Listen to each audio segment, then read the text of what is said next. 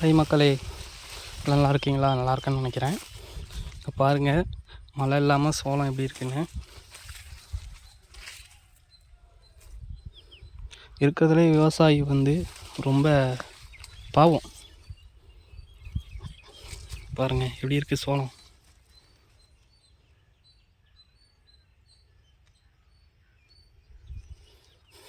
அதே இன்னொரு சோளம் காமிக்கிறேன், அதை பாருங்கள்.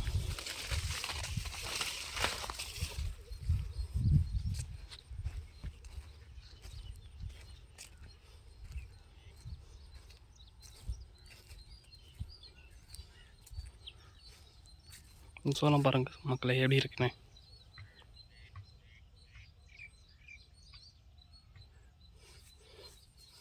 விவசாயி ஒன்றுக்கும் கஷ்டப்பட்டால் தான் எல்லாத்துக்கும் கிடைக்கும் சாப்பாடுங்கிறது.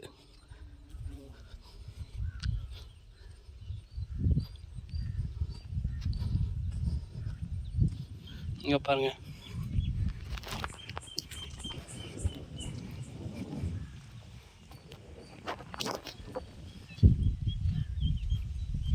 இந்த சோளத்துக்கும் அந்த சோளம் வித்தியாசத்தை பாருங்கள். எப்படி இருக்குது? செழிப்பாக இருக்குங்களா?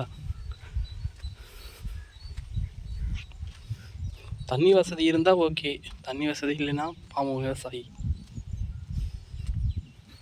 சோளம் பாருங்கள் எப்படி இருக்குன்னு.